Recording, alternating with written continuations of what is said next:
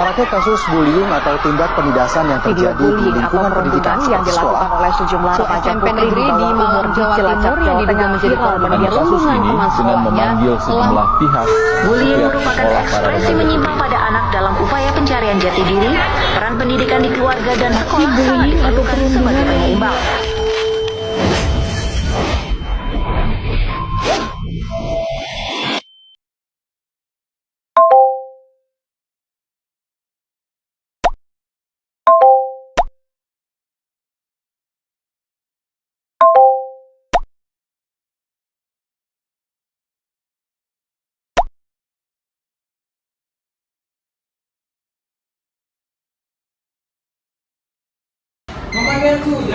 Halo semuanya, kembali lagi bersama podcast kita semua, tempat mengobrol santai namun penuh makna. Nah, kali ini kita akan membahas tentang, oh iya, sebelumnya aku pakai baju pramuka ya. Penasaran nggak aku ngebahas apa? Kali ini kita akan membahas tentang sesuatu atau sebuah masalah fenomena yang sering kita alami di sekolah. Jadi kayak biar vibes-nya lebih terasa lagi, aku pakai baju pramuka. Penasaran? Ayo, let's go! Nah, seperti yang aku bilang, kali ini kita akan membahas sebuah masalah yang sering terjadi di lingkungan sekolah. Bahkan, bukan hanya di lingkungan sekolah, bisa saja di lingkungan kampus, tempat kerja, bahkan from media sosial. Penasaran apa ya masalahnya? Ya, betul sekali, masalahnya adalah bullying. Nah, ini udah sering terjadi di sekitar kita, bahkan banyak banget. Bahkan kalau misalnya kita lihat berita-berita, pasti kebanyakan tentang bullying. Nah, untuk membahas topik kali ini, aku nggak akan sendirian. Kita kedatangan bintang tamu spesial yang merupakan seorang mahasiswi jurusan sosiologi yang akan memberikan kita cerita tentang temannya yang melakukan penelitian di sebuah sekolah dan juga memberikan kita sebuah pengetahuan tentang bully, dari mulai pengertian, jenis-jenis pembulian, hingga cara pencegahannya. Ya, langsung masuk aja. Halo. Oke, boleh perkenalkan dong sapa-sapa pendengar kita. Halo, nama aku Naila Maulida Fahira, asal Universitas jurusan Sosiologi. Terima kasih buat Kak Naila yang sudah menerima undangan kami dan berbagi pengalamannya. Ya, terima kasih juga udah mengundang aku di podcast kali ini. Nah, seperti yang aku bilang tadi ya teman-teman, Kak Naila ini akan menceritakan tentang pengalaman temannya yang melakukan penelitian di sebuah sekolah yang kalau nggak salah sekolahnya itu menengah pertama atau menengah atas ya Kak? Sekolahnya itu menengah atas di salah satu daerah Jawa. Nah, katanya sekolah ini tuh menormalisasikan pembulian secara tidak langsung nggak sih? Ya, dimana orang-orang sekitar ini tidak ada tindakan atas kejadian kekerasan tersebut. Nah, sebelum masuk ke ceritanya, aku ingin tanya dong Kak, pembulian itu atau bully ini apa sih? Apa itu cuma kekerasan aja? Atau ada dalam bentuk lain? Nah, jadi aku jelasin dulu ya. Bullying itu tuh salah satu tindakan seorang untuk menyakiti korban. Tujuannya itu ya mungkin dia merasa lebih keren atau kayak merasa di atasnya gitu. Jadi kayak seenaknya aja gitu ke korban tersebut.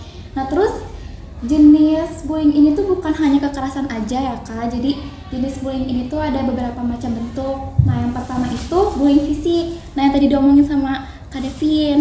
Nah, bullying fisik ini tuh kekerasan secara fisik kayak dorong, mukul ataupun tujuannya itu ke fisik yang memberi efek ke si korbannya itu lebam kayak gitu-gitu.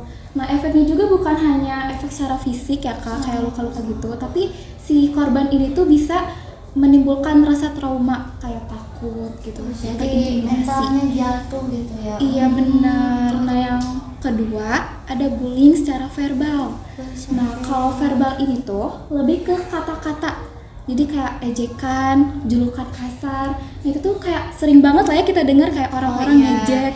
Padahal niatnya itu bercanda, ya benar kan? Kayak banyak gak sih dari kita yang bercanda tapi ngelakuin candaannya itu berbentuk berupa fisik atau kita bisa sebut kalau body zaman shaming. itu body shaming. Iya. Stop lakuin hal itu kalau enggak orang di sekitar kamu sakit hati. Oke, lanjut Kak.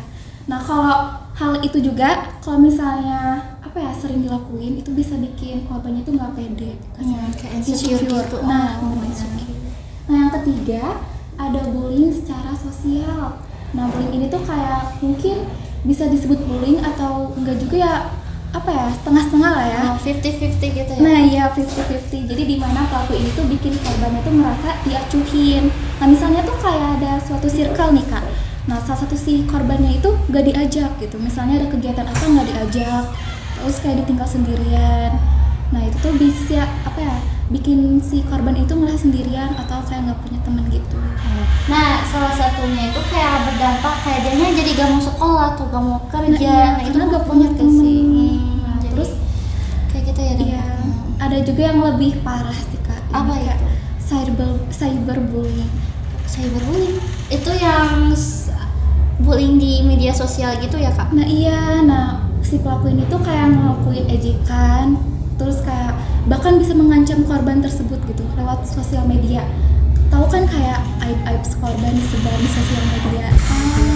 Nah kayak mungkin bisa kita bilang kayak apa ya, aib yang disebar melalui sosial media oleh pelaku. Bahkan di dalam media sosial gak jarang kita menemukan dalam suatu postingan orang lain kita menemukan komentar negatif. Nah bisa disebut netizen haters ya. Iya kan? itu kayak zaman Iya. sekarang banget gak sih? Iya, nah itu tuh bisa bikin korbannya itu kayak gak pede keluar rumah, bisa bikin ngerasa takut yang apa ya, berkebu-kebu gitu. Iya jadi kayak takut yang berkelanjutan gitu. Nah jadi kayak kita tuh harus mencegahnya banget gak sih kak, biar gak ada korban yang lebih lanjut. Nah iya, tapi masalahnya tuh di sini nanti kita cerita. Ya teman-teman, banyak sekali ternyata jenis-jenis bully yang ada di sekitar kita. Bahkan secara tidak sadar kita telah melakukan pembulian gak sih kalau misalnya lagi bercanda sama temen. Ngejek, itu apalagi fisik itu paling parah. Iya kayak itu paling sering bawa fisik kayak ih kamu gendutan ya katanya mau diet. Ya ini tuh body shaming parah banget. Oh ya ngomong-ngomong soal cerita pembulian, kita jadi penasaran nih ceritanya kayak gimana nih? Nah jadi ceritanya itu ada temen aku yang ngelakuin tuh observasi ke salah satu sekolah menengah atas. Nah terus waktu pas observasi, temen aku tuh kayak ngeliat di lingkungan sekitarnya tuh banyak murid-murid yang melakukan bullying. Nah salah satunya tuh kayak bullying fisik dan verbal. Nah itu paling sering dilihat sama temen aku secara apa ya, kasat mata gitu langsung gitu ya, secara jelas.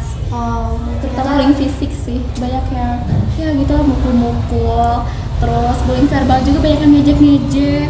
Nah tapi terus nggak hanya di sekolah itu, pastinya juga di sekolah Indonesia yang lain juga ada yang banyak melakukan pembulian ya kak.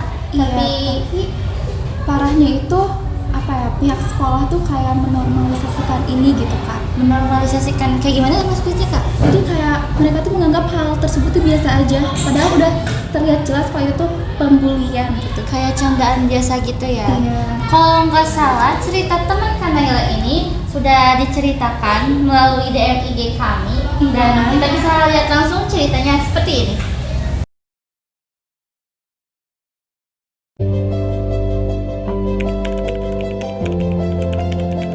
Aku adalah seorang mahasiswi yang sedang melakukan penelitian di sebuah sekolah.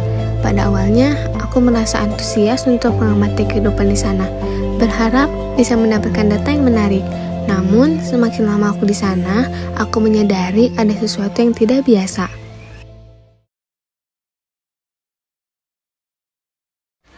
Di sekolah ini, aku sering sekali menyaksikan perilaku bullying yang cukup mencolok.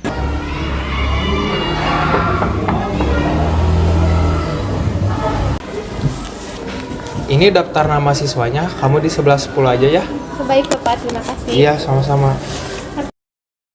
Oh iya Pak, maaf. Tadi saya tidak sengaja melihat ada siswi yang sedang dirundung. Alah, itu mah cuman bercanda. Hei, jangan bilang kasar. Ya sudah Bapak, saya pergi dulu. Iya nak, silahkan. Anak-anak yang terlihat lebih lemah atau berbeda sering menjadi sasaran ejekan, bahkan tindakan kasar dari teman-teman mereka.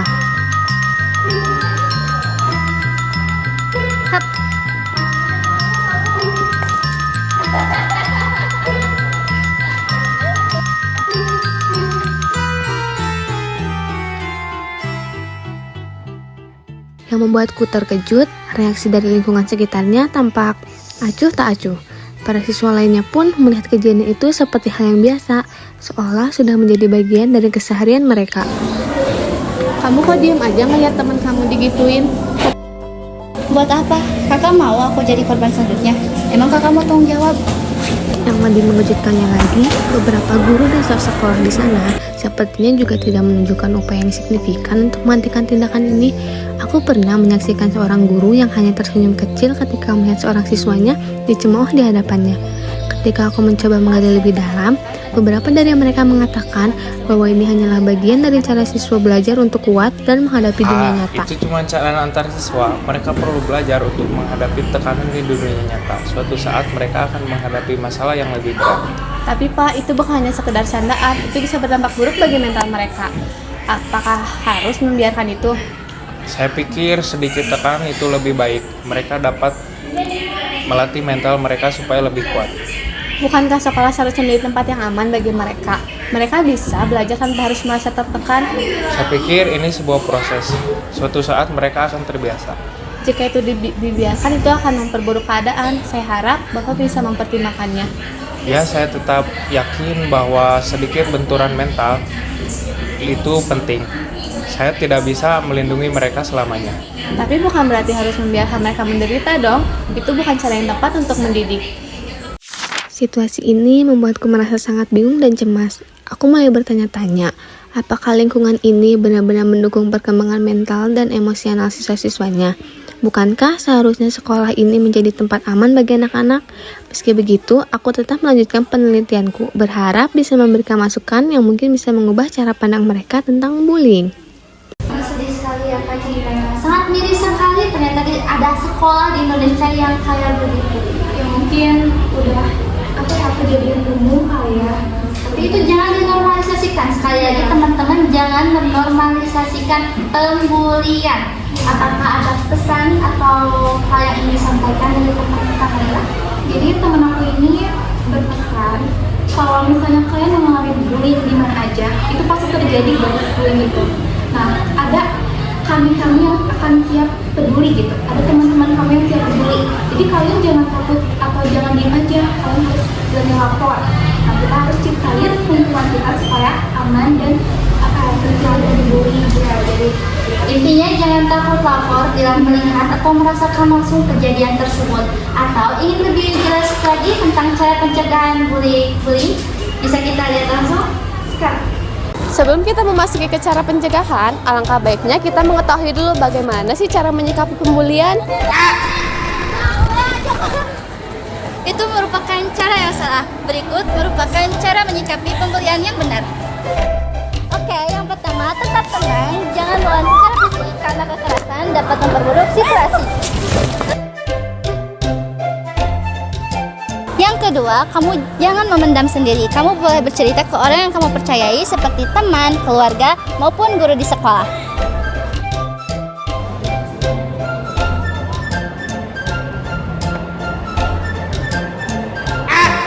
Dan yang terakhir, kamu bisa menyimpan bukti atau mencatat peristiwa jika suatu waktu kamu ingin melaporkannya. Berikut adalah cara untuk pencegahan pembulian. Yang pertama, ada membangun kesadaran dan empati. Mengadakan kegiatan yang membangun kesadaran dan empati terhadap perasaan orang lain dapat membantu mengurangi perilaku bullying. Contohnya seperti kegiatan diskusi atau permainan yang menekankan pada pentingnya menghargai perbedaan.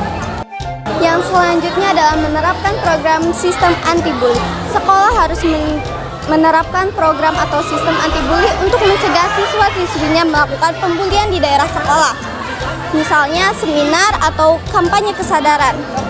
Program ini sebaiknya mengajak guru dan siswanya bekerja sama untuk menciptakan lingkungan yang lebih baik dan lebih positif. Selanjutnya, budaya laporkan bukan diam. Terkadang siswa ada yang takut untuk melaporkan karena takut disebut pengecut. Sekolah harus memberi pemahaman bahwa melaporkan tindakan buruk bukanlah hal yang lemah, melainkan langkah untuk memberhentikannya. Memperkuat hubungan sosial antar siswa, mendorong siswa untuk ikut berinteraksi dan menjalin hubungan yang positif akan mengurangi tindakan bullying. Memiliki teman yang baik dan memiliki lingkungan yang lebih mendukung akan jarang terlibat dalam kasus bullying. Peran orang tua dan guru. Orang tua dan guru memiliki peran besar dalam mencegah bullying. Orang tua dapat memperhatikan perilaku anaknya di rumah dan mengajarkan nilai-nilai empati dan saling menghargai. Serta guru dapat memberikan perhatian khusus terhadap interaksi antar siswa di kelas dan dapat memberikan tindakan tegas terhadap perilaku bullying. Sekian video edukasi tentang pembulian dari kelompok kami. Semoga dengan ini kita semua diberikan kesadaran betapa bahayanya pembulian bagi kesehatan mental anak remaja ataupun anak seusia kita. Saya Devina Azahra. Saya Tri Mulyani. Saya Fani Agustina Sudrajat. Saya Naila Mulin Fahira. Saya Muhammad Rizky Al-Fadil. Dari kelompok 3, sekian pamit undur diri. Wassalamualaikum warahmatullahi wabarakatuh.